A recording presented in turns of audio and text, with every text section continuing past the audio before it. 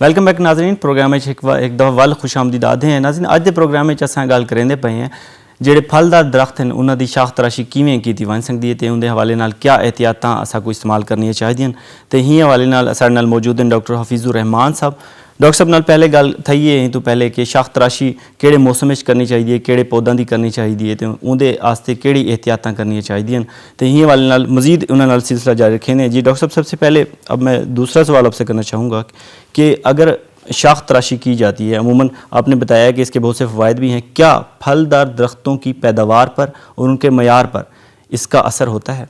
देखिए, ये शाख तराशी जो है वो हमारे किसान, काश्तकार और फलदार बागात के जो बागबान हैं वो इससे अमूमन कतराते हैं, लेकिन इसका जो है वो पैदावार के ऊपर कोई असर नहीं होता।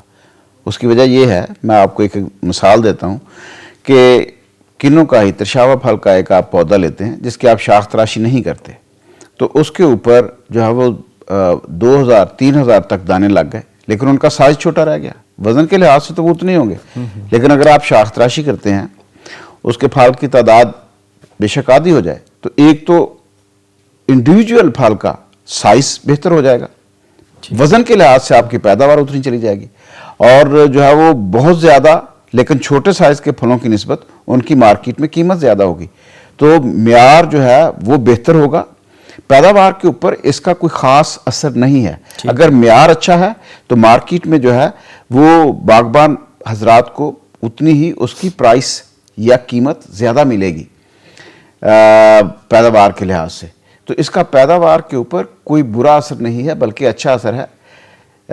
पतझड़ वाले पौधों में भी जो है इसकी पैदावार का म्यार बेहतर होता है, अच्छा कलर आता है, और जो सदाबहार पौधे हैं उनमें भी साइज़ भी बेहतर होता है, कलर अच्छा आता है, और जो है उसकी पैदावार के ऊपर कोई मनफी असर नहीं है, बल्कि मुस्बत असर है और इनकम में इजाफे का बायस बनता है। ठीक है, यानी कि उससे उसकी पैदावार अगर थोड़ी बहुत कम होती भी है मगर मयार बढ़ जाता है, उससे उनका मुनाफा भी बढ़ेगा। और फिर सबसे बड़ी बात यह है कि पौधे की ऊपर ये जो तरशावा फलदार पौधों में और ख़ास तौर पे किन्नों में ये चीज़ पाई जाती है कि एक साल बहुत अच्छी क्रॉप हो गई, बम्पर क्रॉप, ठीक है, पौधा जो है वो एग्जॉस्ट हो गया और अगले साल जो है उसने फल बिल्कुल नहीं दिया बाग ने, तो उससे भी जो है वो आपकी पैदावार मुसलसल मुतवातर रेगुलर हो जाएगी। अगर आप शाख तराशी करते हैं और फल जो है उसकी तादाद जो है वो बहुत ज़्यादा करने के बजाय उसमें एक बैलेंस लाते हैं जिसमें उसकी ग्रोथ का रुझान भी रहता है, पैदावार की तरफ भी रुझान रहता है,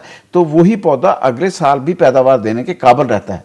नहीं तो वो पौधा आपका एग्जॉस्ट हो जाता है, मुतासर होता है, फल का साइज छोटा रहता है और अगले साल पैदावार भी नहीं देता। ठीक है, यानी कि ये इलाज के तौर पे भी इस्तेमाल होती है। हाँ, अल्टरनेट बेयरिंग जिसको हम कहते हैं कि एक साल फल ज़्यादा लग गया, एक साल कम, बाग आपका उससे भी निकल जाता है, मुतवातर पैदावार देने लगता है। इस तरह अगर आप 3 सालों की पैदावार इकट्ठी करें तो वो बागात जिनकी आप शाख तराशी कर रहे हैं उनकी पैदावार जो है वो या आमदन उनकी आगे निकल जाएगी उन बागात की निस्बत जिसमें 2 साल पैदावार के अंदर 1 साल गैप आ गया, जिसमें उसने पैदावार दी ही नहीं। तो उस बाग की 3 सालों की आप मजमूई पैदावार जब देखते हैं आमदन, तो वो कम है। हमने 1 साल की नहीं देखनी, 1 साल तो आपने ज़्यादा ले ली, अगले साल आप 0 पे चले गए या बहुत कम हो गई, और उससे अगले साल फिर आपकी एक क्रॉप आ गई।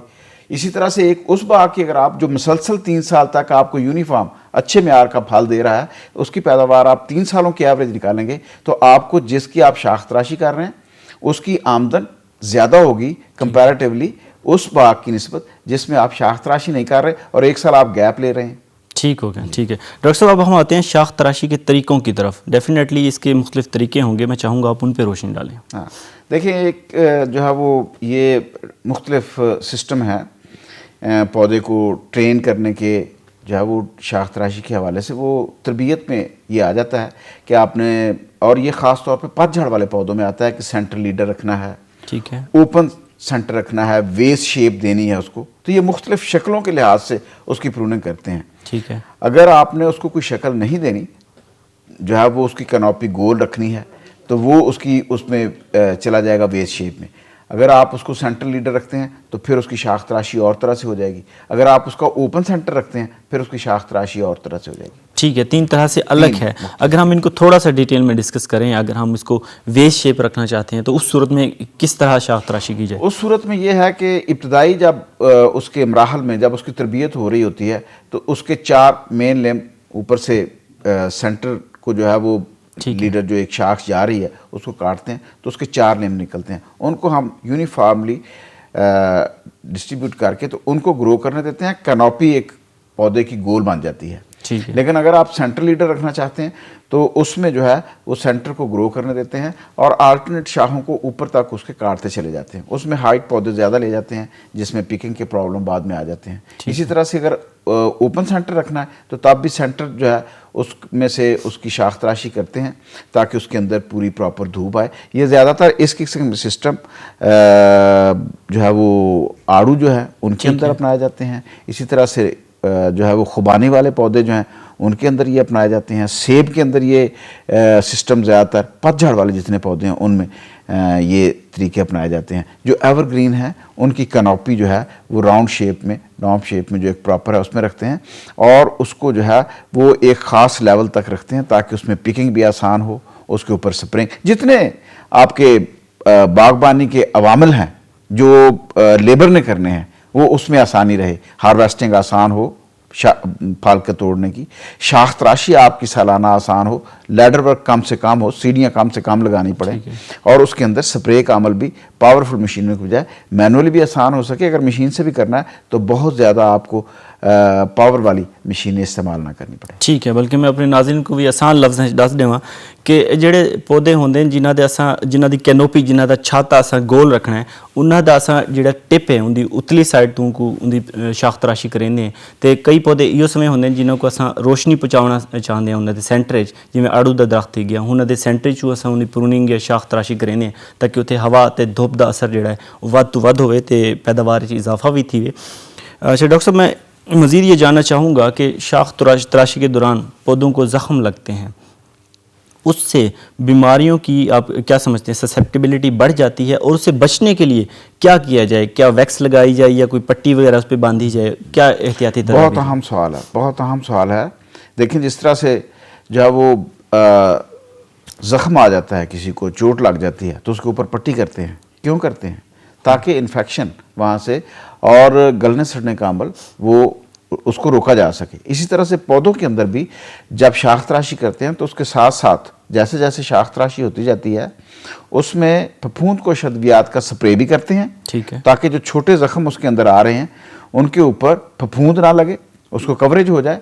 और जो बड़े लिम्स अगर कोई काट देते हैं तो उनके ऊपर भी फफूंद को शद्वियात के भी बाज़ बोडो मिक्सचर जिसमें चूना नीला थोथा मिक्स किया होता है पानी के साथ, उसकी पेस्ट बनाई होती है, वो उसके ऊपर साथ साथ लगाते जाते हैं ताकि वहाँ से फफूंद की पौधे के अंदर दाखिल होना वो ख़त्म हो सके और उसमें जितनी ये फफूंद से फैलने वाली बीमारियां हैं पौधे को जो ख़राब कर सकती हैं वो ना लगें। तो इसलिए फफूंद को शद्वियात का स्प्रे बर्दाश्त शाख तराशी के साथ साथ शाख तराशी के फ़ौरन बाद बाग में करना और बड़े जहाँ से लिम्स काटे गए हैं उनके ऊपर बोडो पेस्ट का लगाया जाना बहुत ज़रूरी है। ठीक है, बोडो पेस्ट जो है ये किसान आमतौर पे खुद भी बना सकते हैं? ये खुद भी बना सकते हैं। मैंने बताया कि इसके अंदर पानी, नीला थोथा और चूना, यही इसके 3 अज्जा हैं। जो है वो अगर ये स्प्रे करना हो तो ये महलूल पतला बनता है और अगर इसकी पेस्ट जो है वो काट वाले हिस्सों के ऊपर लगानी हो तो फिर इसका महलूल थोड़ा सा गाढ़ा होता है ताकि वो ऊपर ठहर सके काटे हुए हिस्से के ऊपर और वहाँ से जो है ज़ख़म के भरने तक वो उसके ऊपर ठहरा रहे। ठीक है, ज़ख़म के बढ़ने पर ठहरा रहे। अच्छा सर, ये तो भी हमने ना फलदार दरख्तों के हवाले से बात की, इसी में अगर हम खुसूसी तौर पे सिट्रस का जिक्र करें, हमारे इलाके की बड़ी अहम फसल है जो किन्नू दुनिया भर में मशहूर भी है, तो क्या जो किन्नू की या सिट्रस के जो फल हैं उनकी शाख तराशी की जाती है वो मुख्तलिफ है या वो भी बिल्कुल इन्हीं की तरह है? सर सब्ज़ सदाबहार पौधे जो हैं ये भी उनकी उसी तरह से शाख तराशी है। एक तो इसकी जो है वो आपने हाइट बरकरार रखनी है, दूसरा इसके अंदर विंडोज़ उसी तरह से रखनी है ताकि हवा और रोशनी का गुजर रहे। तीसरा ये है कि इसकी बहुत नीचे जो जाने वाली शाखें हैं जो ज़मीन के ऊपर लग रही हैं उनको भी तकरीबन 60 सेंटीमीटर तकरीबन आधा गज कह लें, 2.5 फुट कह लें, इस 2 फुट तक तकरीबन उनको भी काटना है, ताकि पौधे की शाखें नीचे ना लगें, फल का वज़न जब उसके ऊपर बढ़े तभी वो नीचे ज़मीन को टच ना करें, ताकि ज़मीन से फफूंद वाली जो है वो बीमारियाँ वो पौधे को ना लग सकें।